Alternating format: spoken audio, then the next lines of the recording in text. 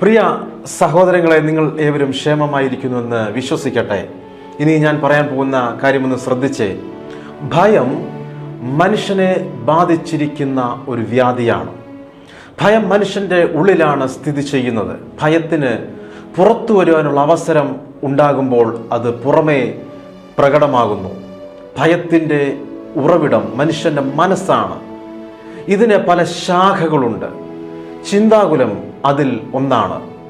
വെള്ളത്തെ ഭയപ്പെട്ട് കരയിൽ നിൽക്കുന്ന ആർക്കും നീന്തൽ പഠിക്കുവാൻ കഴിയത്തില്ല. ഭയം ഉള്ളിടത്ത് സംശയം ഉണ്ടാകും. തനിക്ക് വെള്ളത്തിന്മീതെ നടക്കാൻ കഴിയുമോ എന്ന് പത്രോസ് സംശയിച്ചിട്ടുണ്ടാകാം. ഭയം ഉള്ളിൽ വെച്ച് നടക്കുന്നവർക്ക് യേശു കർത്താവിൻ്റെ വാക്ക് പാലിക്കാൻ കഴിയത്തില്ല. ലോകത്തിൻ്റെ നാനാഭാഗത്തിരുന്നു കൊണ്ട് അനവധി മീഡിയയിലൂടെ ഞങ്ങളെ കണ്ടുകൊണ്ടിരിക്കുന്ന, ശ്രദ്ധിച്ചുകൊണ്ടിരിക്കുന്ന ഞങ്ങളുടെ എല്ലാ മാന്യ പ്രേക്ഷകരെയും ഓർത്ത് ദൈവത്തെ സ്തുതിക്കുകയാണ്. കഴിഞ്ഞ എപ്പിസോഡ് അനേകർക്കാണ് അനുഗ്രഹമായി മാറിയത്. ഫേസ്ബുക്ക് പേജിനകത്തൂടെയും യൂട്യൂബ് ചാനലിലൂടെയും മറ്റു മീഡിയയിലൂടെയൊക്കെ ഞങ്ങളെ കാണുന്ന, കേട്ടുകൊണ്ടിരിക്കുന്ന ഏവർക്കായി ദൈവത്തെ സ്തുതിക്കുന്നു.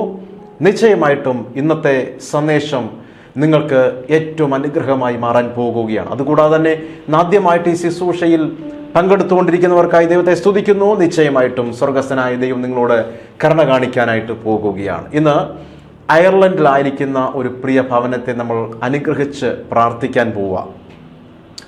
ആ പ്രിയ ഭവനം ചില പ്രാർത്ഥനാ വിഷയങ്ങൾ അറിയിച്ചിരിക്കുകയാണ്. ഈ ശുശ്രൂഷ ഇവിടെ നടന്നുകൊണ്ടിരിക്കുമ്പോൾ തന്നെ പ്രാർത്ഥിക്കാൻ അപേക്ഷിച്ചിരിക്കുന്നു.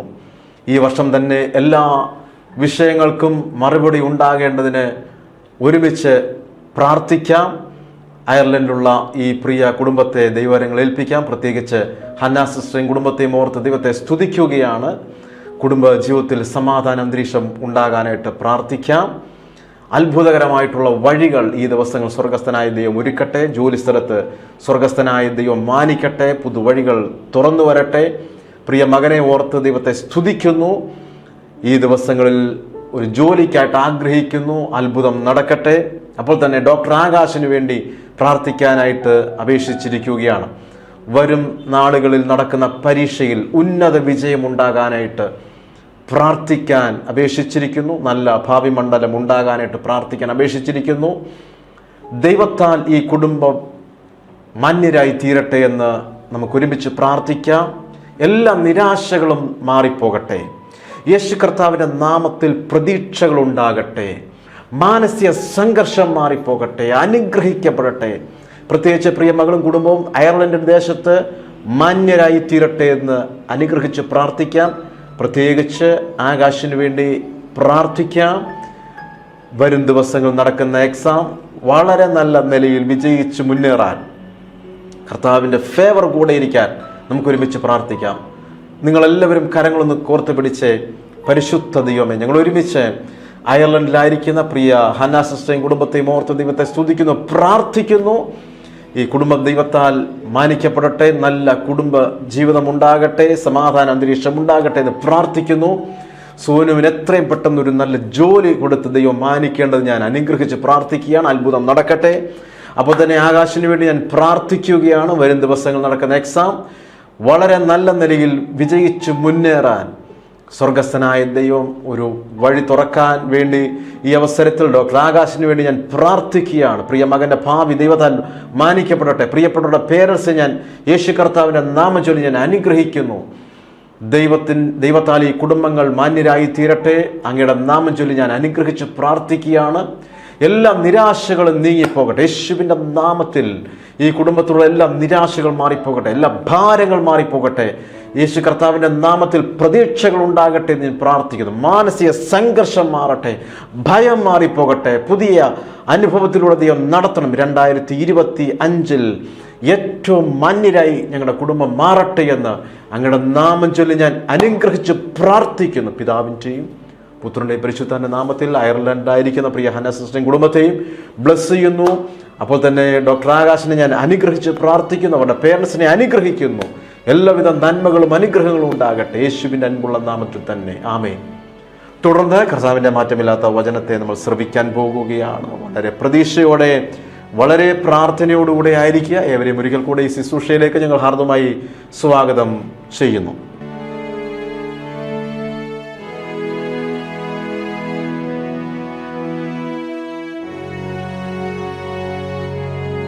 പ്രിയ സഹോദരി സഹോദരന്മാരെ, കർത്താവിൻ്റെ മാറ്റമില്ലാത്ത വചനവുമായി നിങ്ങളുടെ നടുവിൽ ഓടിയെത്താൻ കഴിഞ്ഞതിൽ ഒരുപാട് സന്തോഷമുണ്ട്.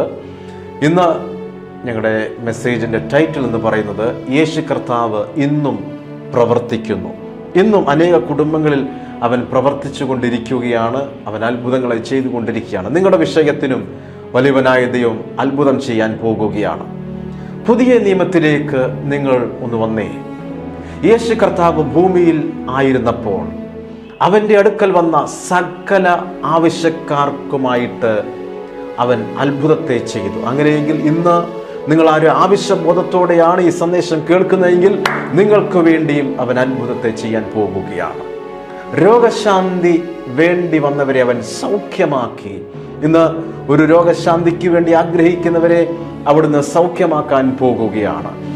അവിടുത്തെ നാമനിമിത്തമായി, അവിടുത്തെ രക്തത്താൽ നിങ്ങൾ യേശുവിൻ്റെ നാമത്തിൽ സൗഖ്യമായി മാറാൻ പോകുന്നു. യേശുവും ശിഷ്യന്മാരും യാത്ര ചെയ്തിരുന്ന ബോട്ട് കൊടുങ്കാറ്റിൽപ്പെട്ട് മുങ്ങുവാനായിട്ട് തുടങ്ങി. അപ്പോൾ യേശു കാറ്റിനെ ശാസിക്കുകയുണ്ടായി. കടലിനോട് ശാന്തമാക എന്ന് പറഞ്ഞു. അങ്ങനെ അവർ മറുകരയിൽ എത്തി. നിങ്ങളുടെ ജീവിതത്തിൽ കൊടുങ്കാറ്റിന് സമാനമായിരിക്കുന്ന പ്രശ്നങ്ങൾ നിമിത്തമായിട്ട് നിങ്ങളുടെ പടക് ആടി ഉലയുന്നുണ്ടാകാം. ഇന്ന് നിങ്ങളുടെ പടക് ശാന്തമാകാൻ പോകുകയാണ്. മറുകരയിൽ വലിയവനായ ദൈവം നിങ്ങളെ കൊണ്ടെത്തിക്കാൻ പോകുകയാണ്. അടുത്തത് 6000 ഭൂതങ്ങൾ ബാധിച്ച ഒരു മനുഷ്യൻ യേശു കർത്താവിൻ്റെ അടുക്കൽ വന്നു. യേശു അവനെ സൗഖ്യമാക്കി. ഭൂതബാധിതരാൽ ആരെങ്കിലും കഷ്ടപ്പെടുന്നുണ്ടെങ്കിൽ ഇന്ന് യേശു കർത്താവിൻ്റെ നാമത്തിൽ നിങ്ങൾക്ക് ഒരു സൗഖ്യം അവിടെ നയിക്കാൻ പോകുകയാണ്. പക്ഷപാതക്കാരനായ ഒരാളെ ചിലർ കിടക്കയോടെ എടുത്തുകൊണ്ടുവന്നു. ആ നേരത്ത് യേശു അവൻ്റെ രോഗകാരണമായ പാപത്തെ മോചിപ്പിച്ചു. അവൻ സൗഖ്യമായി കിടക്കിയെടുത്ത് വീട്ടിലേക്ക് പോയി. പ്രിയ സഹോദരങ്ങളെ, ചില രോഗത്തിൻ്റെ പിന്നിൽ പാപത്തിൻ്റെ ശക്തികളുണ്ടെന്നറിയുക. ചില രോഗത്തിൻ്റെ പിന്നിൽ ശാപകാരണങ്ങളുണ്ടാകാം. ഇന്ന് ആ തരത്തിൽ എന്നെ ആരെങ്കിലും ശ്രദ്ധിച്ചു കൊണ്ടിരിക്കുന്നുവെങ്കിൽ യേശു കർത്താവിന് നിങ്ങളെ സൗഖ്യമാക്കാൻ കഴിയും എന്ന് അറിയുക. ഒരു പ്രമാണിയുടെ മകൾ മരിച്ചുപോയി. ആ പ്രമാണി യേശു കർത്താവിനോട് പ്രാർത്ഥിക്കുകയുണ്ടായി. യേശു ആ അധികാരിയുടെ വീട്ടിലേക്ക് ചെന്ന് ആ പെൺകുട്ടിയുടെ കൈക്ക് പിടിച്ച് എഴുന്നേൽപ്പിച്ചു. ഇന്ന് അതേപോലെ പ്രയാസപ്പെടുന്ന അല്ലെങ്കിൽ അതിന് സമാനമായിട്ട് പല വിഷയങ്ങൾ ഫേസ് ചെയ്യുന്ന മരിച്ചുപോയതിനെ ചിലതിനെ യേശു കർത്താവ് കരങ്ങൾക്ക് പിടിച്ച് എഴുന്നേൽപ്പിക്കാൻ പോകുകയാണ്. ഒരുപക്ഷെ നിന്റെ സാമ്പത്തികമായിരിക്കാം, നിന്റെ ശരീരത്തിൻ്റെ ബലഹീനതയായിരിക്കാം, എന്തുമായിക്കൊള്ളട്ടെ, യേശു നിന്നെ തൊട്ടാൽ അവൻ നിന്റെ കൈക്ക് പിടിക്കുമ്പോൾ നീ എഴുന്നേൽക്കും. നിന്റെ പ്രത്യാശയ്ക്ക് ഭംഗം വരികയില്ല. അടുത്തതായിട്ട് 12 വർഷമായി രക്തസ്രവമായിരുന്ന ഒരു സ്ത്രീ യേശു കർത്താവിൻ്റെ അടുക്കലെത്തി. അപ്പോൾ അവൻ അറിയാതെ അവൻ്റെ വസ്ത്രത്തിൽ തൊട്ടു. ക്ഷണത്തിൽ അവൾ സുഖമായി മാറുകയാണ്. ഈ അനുഭവങ്ങൾ ഈ വേദപുസ്തകത്തിൽ രേഖപ്പെടുത്തിയിരിക്കുന്ന അനുഭവങ്ങളൊക്കെ എല്ലാവർക്കും വളരെ പരിചയമായതുകൊണ്ടാണ് ഞാൻ വളരെ വേഗത്തിൽ ഒന്ന് ഓടിച്ച് പൊയ്ക്കൊണ്ടിരിക്കുന്നത്. ഊമനായ ഒരു മനുഷ്യനെയും യേശു കർത്താവിൻ്റെ അടുക്കൽ കൊണ്ടുവന്നു. യേശു അവനിൽ ഉണ്ടായിരുന്ന ദുഷ്ടാത്മാവിനെ പുറത്താക്കിയപ്പോൾ അവൻ്റെ നാവ് തുറന്നു. ചിലരുടെ അധരത്തെ സാത്താന്യ ശക്തികൾ അടച്ചു വച്ചിരിക്കുകയാണ്. കർത്താവ് നിന്നെ തൊട്ട് കഴിയുമ്പോൾ, നിന്റെ അധരത്തെ തൊട്ട് കഴിയുമ്പോൾ നിനക്ക് നിന്റെ ആ ബന്ധനത്തിൽ നിന്ന് നിനക്ക് പുറത്തു വരാൻ കഴിയും. ചില പ്രതികൂലങ്ങളിട്ട് പോരാടുന്നത് ചില ദുഷ്ടാത്മാ സേനകളാണ്. ആ സേനകളെ സ്വർഗസ്ഥനായ ദൈവം ഇന്ന് അതിനെ ശാസിച്ച് നിനക്കൊരു ശാന്തത സ്വർഗസ്ഥനായ ദൈവം അയക്കാൻ പോകുന്നു. അവൻ്റെ നാവ് തുറക്കപ്പെടുകയുണ്ടായി. അപ്പോൾ അവൻ സംസാരിച്ചു. ആ തരത്തിൽ ഊമരായിട്ട് ദീർഘവർഷങ്ങളായിരിക്കുന്നതിന് അവൻ്റെ നാവിനെ തൊടാൻ യേശു മതിയായ ദൈവമാണ്. നിന്നെ അവന് സൗഖ്യമാക്കാൻ മനസ്സുണ്ട്. ഒരു ദിവസം യേശു കർത്താവിൻ്റെ പ്രസംഗം കേൾക്കുവാൻ ജനം തടിച്ചുകൂടി. യേശു കർത്താവ് എവിടെയൊക്കെ കടന്നു പോകുന്നുണ്ടോ അവിടെയെല്ലാം ജനം തടിച്ചുകൂടുമായിരുന്നു. ധാരാളം പേര് കടന്നു വരുമായിരുന്നു. അവൻ്റെ വാക്ക് കേൾക്കാൻ ആ കാലഘട്ടത്തിൽ ഒരുപാട് പേര് അവനെ ഫോളോ ചെയ്യുമായിരുന്നു. 5000 പുരുഷന്മാരും കൂടാതെ സ്ത്രീകളും കുട്ടികളും സന്ധ്യയായപ്പോൾ യേശു ശിഷ്യന്മാരോട് പറയുകയുണ്ടായി, ഇവർക്ക് നിങ്ങൾ ഭക്ഷിപ്പാൻ കൊടുക്കുക. എന്നാൽ അവരുടെ മധ്യത്തിൽ ഒരു ബാലന്റെ പക്കൽ 5 അപ്പവും 2 മീനും മാത്രമേ ഉണ്ടായിരുന്നുള്ളൂ. ഇവിടെ കർത്താവ് അത്ഭുതം ചെയ്യുകയാണ്. ഇല്ലാതെ ഇരുന്ന ചെറിയൊരു ശേഷിപ്പിനെ അവൻ വർദ്ധിപ്പിക്കുകയാണ്. യേശു കർത്താവ് അത് എടുത്ത് വാഴ്ത്തി നുറുക്കി വന്ന 5000 പുരുഷന്മാർക്കും കൂടെയുള്ള സ്ത്രീകൾക്കും കുട്ടികൾക്കും കൊടുത്തു. സകലരും തിന്ന് തൃപ്തരായി. തീർന്നില്ല, 12 കൊട്ട അധികവും വന്നു. ഇന്ന് നിന്റെ ഭവനത്തിൽ സ്വർഗസ്ഥനായ ദൈവം ഒരു അത്ഭുതം ചെയ്യുമ്പോൾ ഒരു ശേഷിപ്പും കൂടെ പരത്തക്ക നിലയിലാ അവൻ അത്ഭുതത്തെ ചെയ്യാനായിട്ട് പോകുന്നു. നോക്കൂ, 5000 പുരുഷന്മാർക്ക് ആഹാരം കൊടുക്കണം എന്നുണ്ടെങ്കിൽ അന്നത്തെ കാലത്ത് ഇത്ര ഒന്നും സൗകര്യമില്ലാതിരുന്ന അന്നത്തെ കാലത്ത് എത്ര എഫേർട്ട് എടുക്കണമായിരുന്നു. എന്നാൽ ഒരു ബാലന്റെ കയ്യിൽ ഉണ്ടായിരുന്ന ചെറിയൊരു ശേഷിപ്പിനെ അവിടുന്ന് വർദ്ധിപ്പിച്ചു. അവൻ്റെ കരത്തിലൂടെ കയറി ഇറങ്ങിപ്പോയപ്പോൾ അത് വർധനവിലേക്ക് വന്നു. യേശുവിൻ്റെ കരങ്ങളിൽ നിന്റെ വിഷയത്തെ കൊടുത്തു കഴിയുമ്പോൾ അത് പരിഹരിക്കപ്പെടാതെ പോകത്തില്ല. അതിനൊരു സൊല്യൂഷൻ ഉണ്ടാകും. ഒരു ദിവസം കനാന്യയായ ഒരു അന്യജാതിക്കാരി സ്ത്രീ വന്ന് യേശുവിനോട് തൻ്റെ മകൾ ഭൂതബാധയാൽ കഷ്ടപ്പെടുന്നു എന്ന് പറഞ്ഞു. യേശു ഒറ്റ വാക്കിനാൽ ആ ബാലയെ സുഖമാക്കുകയാണ്. പ്രിയരെ, യേശു കർത്താവിന് ഒറ്റ വാക്ക് മതി നിന്റെ ചരിത്രത്തെ മാറ്റാൻ. എൻ്റെ കർത്താവിന് ഒറ്റ വാക്ക് മതി, 1 സെക്കൻഡ് മതി നിന്റെ വിഷയം പരിഹരിക്കാൻ വേണ്ടിയിട്ട്. യേശു കർത്താവിനെ പിടിച്ച് ബന്ധിച്ചു കൊണ്ടുപോകുവാൻ വന്ന മൽക്കോസ് എന്ന പടയാളിയുടെ നേരെ പത്രോസ് വാള് വീശി. ആ അവസരത്തിൽ അങ്ങനെ അവൻ്റെ കാത് മുറിഞ്ഞ് താഴെ വീണു.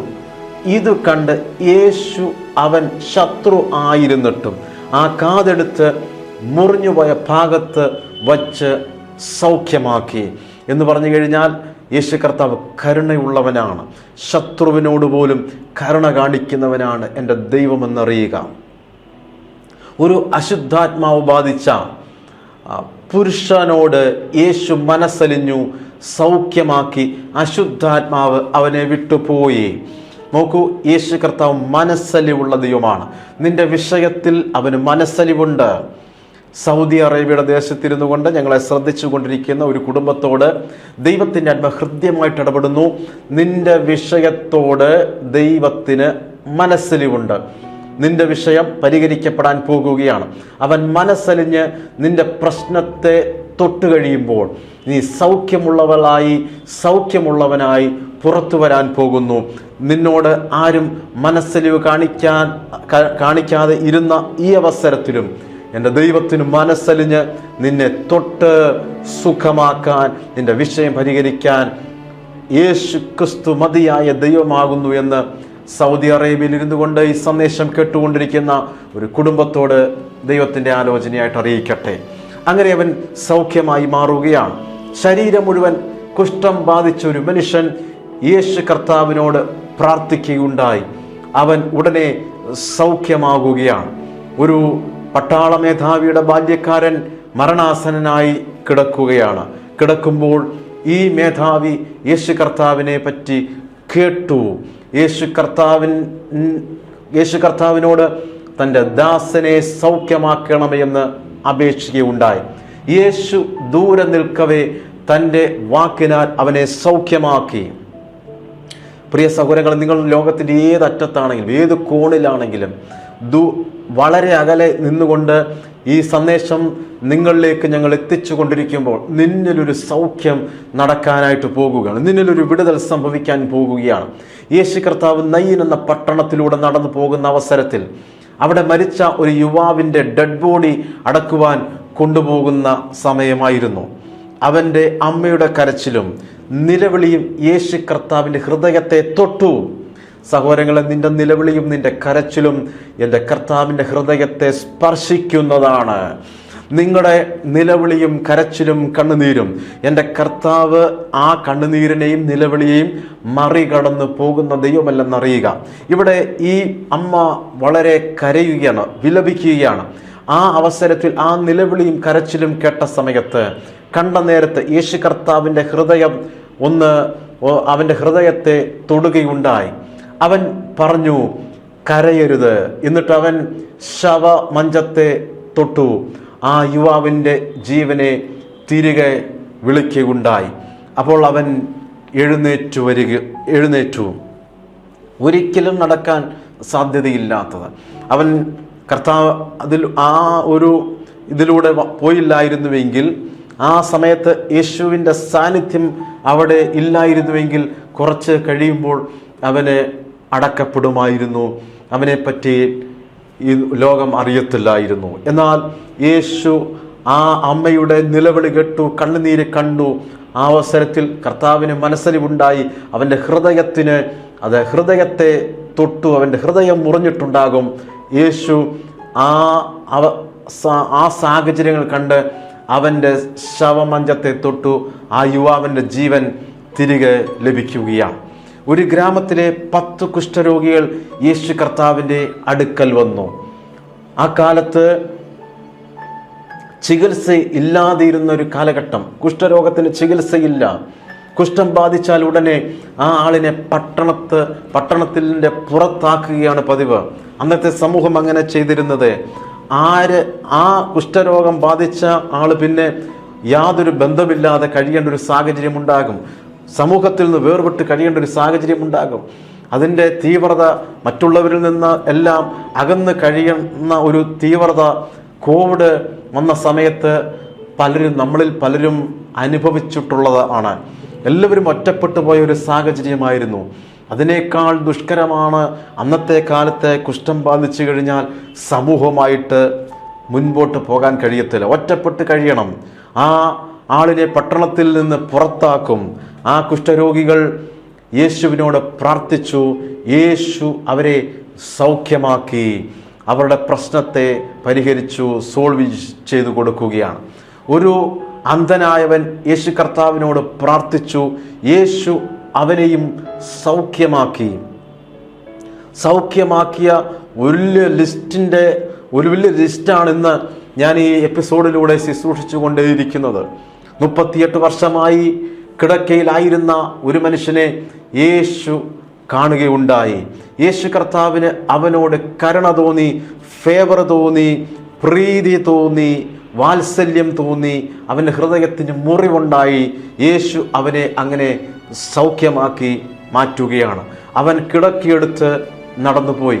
ബഥാന്യ എന്ന ഗ്രാമത്തിൽ യേശു കൂടെ വിശ്രമിക്കുവാൻ പോയിരുന്ന വീട്ടിലെ ലാസർ മരിച്ചു. 4-ാം ദിവസം യേശു കർത്താവ് അവിടെ എത്തി. യേശു ലാസറിൻ്റെ കല്ലറയുടെ വാതിക്കൽ നിന്ന് ലാസറിനോട് പുറത്തു വരുവാൻ പറഞ്ഞു. ലാസർ ജീവനുള്ളവനായിട്ട് പുറത്തു വന്നു. ലാസറിൻ്റെ ജീവിത ചരിത്രം പഠിക്കുന്ന ചരിത്ര വിദ്യാർത്ഥിനികൾക്കറിയാം. ഈ ലാസർ പിന്നീട് സഞ്ചരിച്ച് സൈപ്രസ് എന്ന രാജ്യത്ത് വരികയും അവിടെ ഒരു പള്ളിയുടെ ശുശ്രൂഷകനായിട്ട് പിന്നീട് ദീർഘകാലം അങ്ങനെ ലാസർ തൻ്റെ ജീവിതം മുന്നോട്ട് നയിച്ചു പോയിക്കൊണ്ടേയിരുന്നു. ഇന്നും ലാസറസ് ചർച്ച് എന്ന പേരിൽ അറിയപ്പെടുന്ന പള്ളിയൊക്കെ ആ സൈപ്രസ് എന്ന് പറഞ്ഞ രാജ്യത്ത് ചെന്നു കഴിഞ്ഞാൽ നിങ്ങൾക്ക് കാണാനായിട്ട് കഴിയും. ഇതാ യേശു വന്ന് ലാസറിൻ്റെ കല്ലറയുടെ മുമ്പിൽ വന്നിട്ട് അവൻ്റെ പേര് വിളിച്ചിട്ട് പറഞ്ഞു, ലാസറെ പുറത്തു വരിക. അങ്ങനെ മരിച്ച് നാറ്റം വച്ചിരുന്ന ലാസർ ജീവനുള്ളവനായി പുറത്തു വന്നു. ഇന്ന് യേശു കർത്താവ് മരിച്ച് നാറ്റം വച്ച് ഒരിക്കലും ഉയർത്തെഴുന്നേൽക്കത്തില്ല എന്ന് ശത്രു വിധി എഴുതി അടച്ചു വച്ചതിൻ്റെ മുമ്പിൽ വന്നിട്ട് കർത്താവ് വിളിച്ചു പറയാൻ പോവാ, പുറത്തു വരിക. നിന്റെ ജീവനെ നോക്കി കർത്താവ് പറയുന്നു, പുറത്തു വരിക. നിന്റെ സാഹചര്യത്തെ നോക്കി കർത്താവ് വിളിച്ചു പറയുന്നു, പുറത്തു വരിക.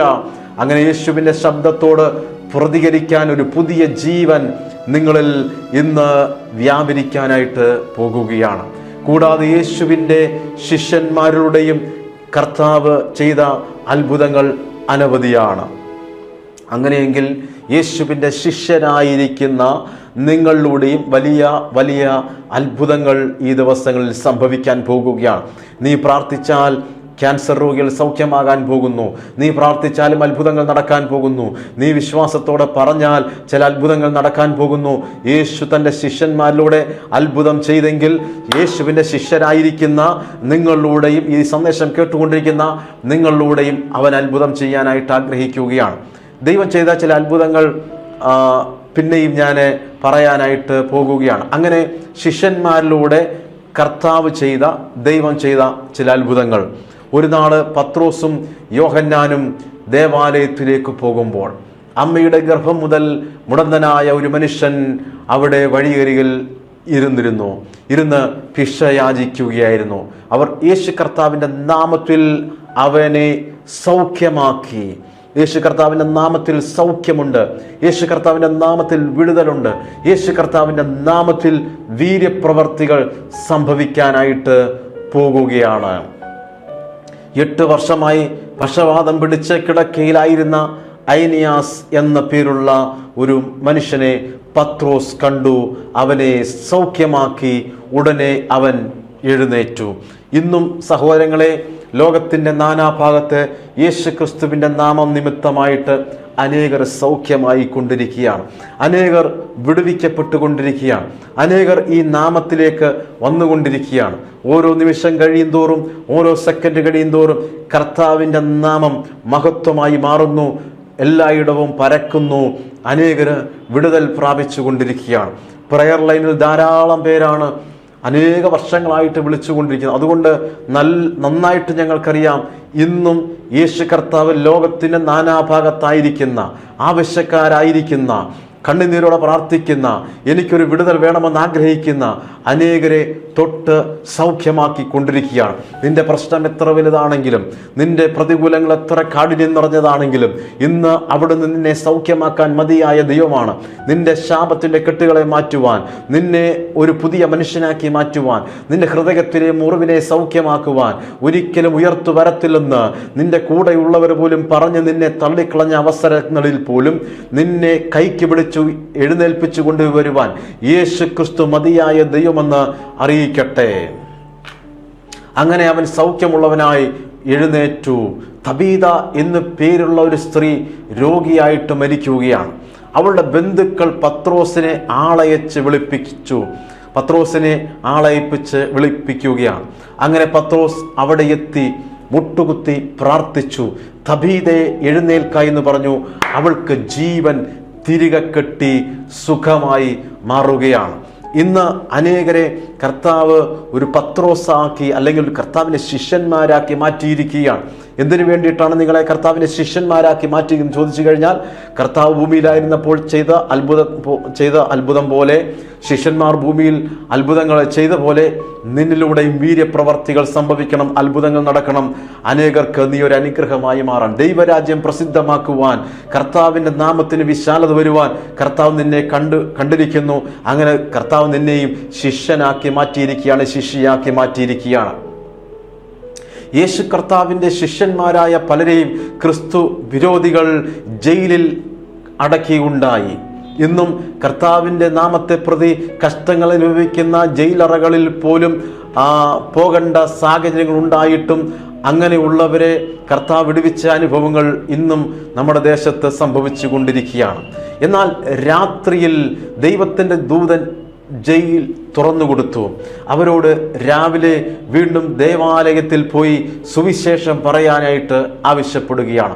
അവർ ജയിലിൽ നിന്ന് സ്വതന്ത്രരായി. പത്രോസിനെ ചിരച്ഛേദം ചെയ്യുവാനായിട്ട് ചങ്ങലയിൽ ബന്ധിച്ചു. എന്നാൽ രാത്രി ഒരു ദൈവദൂതൻ ജയിലിൽ തുറന്ന് പത്രോസിനെ വീട്ടിൽ കൊണ്ട് എത്തിക്കുകയായിരുന്നു. നോക്കൂ, എത്ര വലിയ അത്ഭുതമാണ്. അന്നത്തെ കാരാഗൃഹം എന്ന് പറയുന്നത് ഒരിക്കലും രക്ഷപ്പെടാൻ കഴിയത്തില്ല. അത്രത്തോളം സ്ട്രോങ് ആയിട്ടുള്ള കാരാഗൃഹമാണ്. ചെങ്ങലകൾ ഇതുപോലെ തന്നെ കാരാഗൃഹത്തിൽ അടയ്ക്കുക മാത്രമല്ല, കൈകാലുകൾ ആമത്തിൽ വെക്കുന്നു. ഒരിക്കലും ഊരിപ്പോരാൻ സാധ്യതയില്ലാത്ത സാഹചര്യത്തിൽ ദൈവത്തിൻ്റെ ദൂതനിറങ്ങി പത്രോസിനെ വിടുവിച്ചു കൊണ്ടുവരികയാണ്. പൗലോസിനെയും ശീലാസിനെയും സുവിശേഷം പ്രസംഗിച്ചത് ജയിലിൽ ഇടുകയുണ്ടായി. കൈകാലുകൾ ആമത്തിലിട്ടു. കാവൽക്കാരെയുമാക്കി അവിടെയും ദൈവം പ്രവർത്തിക്കുവാൻ ഇടയായി. ഒരുപാട് ലിസ്റ്റുകളാണിന്ന് ഈ എപ്പിസോഡിലൂടെ നിങ്ങളോട് അറിയിക്കാനിടയായി തീർന്നത്. ഇതിന് സമാനമായിട്ട് ആരെങ്കിലും കടന്നു പോയിക്കൊണ്ടിരിക്കുന്നുവെങ്കിൽ കർത്താവ് നിന്നെ വിടുവിക്കാൻ പോകുകയാണ്. ചില അനുഭവ സാക്ഷ്യങ്ങൾ നിങ്ങൾ കേൾക്കും. അതിനുശേഷം വേഗത്തിൽ ഓടി വരാം.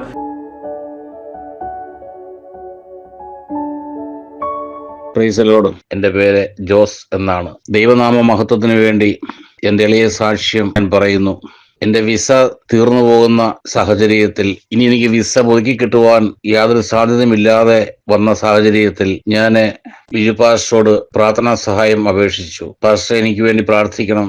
അസാധ്യങ്ങളെ സാധ്യമാക്കുന്ന ദൈവം എനിക്ക് വേണ്ടി പ്രവർത്തിക്കുവാൻ പാസ്റ്റർ സഹായം എനിക്ക് ആവശ്യമാണ് എന്ന് പറഞ്ഞ് പ്രാർത്ഥനാ സഹായം ചോദിച്ചപ്പോൾ പാസ്റ്റർ പറഞ്ഞു, വിഷമിക്കണ്ട, ഞാൻ പ്രാർത്ഥിക്കാം എന്ന് പറഞ്ഞു. പ്രാർത്ഥിച്ചു. എന്നോട് ആലോചന പറഞ്ഞു, വിഷമിക്കണ്ട, വിസ അടിച്ചു കിട്ടും. നാളെ ഓഫീസിൽ കടന്നു ചെല്ലുമ്പോൾ വിസ അടിക്കാനുള്ള വഴികൾ ദൈവം ഒരുക്കി തരും എന്ന് പറഞ്ഞതിന് പ്രകാരം വിശ്വാസത്തോടെ ഞാൻ കഴിഞ്ഞ ദിവസം ഓഫീസിൽ കടന്നു ചെന്ന് സംസാരിച്ചപ്പോൾ ആദ്യം അവർ ദേഷ്യപ്പെട്ടെങ്കിലും വിസ അടിച്ചു തരാം, അതിനുവേണ്ട സാമ്പത്തികമായ വഴികൾ കൊടുക്കുവാൻ അവർ പറഞ്ഞതിന് പ്രകാരം ദൈവം അത്ഭുതകരമായി അവർ സമ്മതിച്ചു. എന്റെ ഈ സാക്ഷ്യം ഞാൻ അറിയിക്കുന്നത് ദൈവനാമം മാത്രം മഹത്വപ്പെടുന്നതിന് വേണ്ടിയാണ്. എനിക്ക് വേണ്ടി കർത്താവിന്റെ ദാസൻ ബിജു പാസ്റ്റർ പ്രാർത്ഥിച്ചു, ആലോചന പറഞ്ഞു. അതുപോലെ തന്നെ ദൈവം എനിക്ക് നടത്തിത്തരാമെന്ന് സമ്മതിച്ചു. വരും ദിവസങ്ങളിൽ ആവശ്യമായ സാമ്പത്തിക നന്മ ഓഫീസിൽ കൊണ്ട് കൊടുക്കുവാൻ തക്കവണ്ണം ഞാൻ കടന്നു പോവുകയാണ്. എനിക്ക് വേണ്ടി പ്രാർത്ഥിച്ച് ആലോചന പറഞ്ഞ കർത്താവിന്റെ ദാസനോടും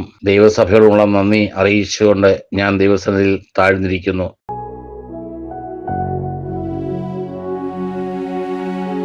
നിങ്ങൾക്കായിട്ട് വ്യക്തിപരമായി ഞാൻ പ്രാർത്ഥിക്കാൻ പോകുന്നു. കണ്ണുകൾ അടയ്ക്കാൻ പ്രാർത്ഥിക്കാൻ. പരിശുദ്ധ ദൈവമേ, ഞങ്ങൾ ഒരുമിച്ച് ഞങ്ങളുടെ ജനത്തിനായിട്ട് ഞാൻ പ്രാർത്ഥിക്കുകയാണ്. യേശുവിൻ്റെ അധികാരമുള്ള നാമത്തിൽ ഞങ്ങളുടെ ജനം യേശുവിൻ്റെ നാമത്തിൽ അനുഗ്രഹിക്കപ്പെടട്ടെ.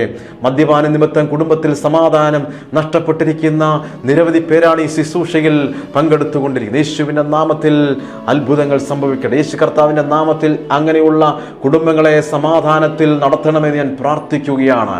ആർക്കാണ് ഭക്ഷണം പോലും കഴിക്കാൻ കഴിയാതെ നാക്കിൽ കുരു പോലെ വന്ന് പ്രയാസപ്പെടുന്നത്, യേശു കർത്താവിൻ്റെ നാമത്തിൽ വിടുതൽ നടക്കട്ടെ എന്ന് ഞാൻ പ്രാർത്ഥിക്കുകയാണ്. യേശുവിൻ്റെ നാമത്തിൽ തൊണ്ടവേദനയാൽ ക്ലേശപ്പെടുന്നവർ യേശു കർത്താവിൻ്റെ നാമത്തിൽ വിടുതൽ പ്രാപിക്കുക എന്ന് ഞാൻ പ്രാർത്ഥിക്കുകയാണ്.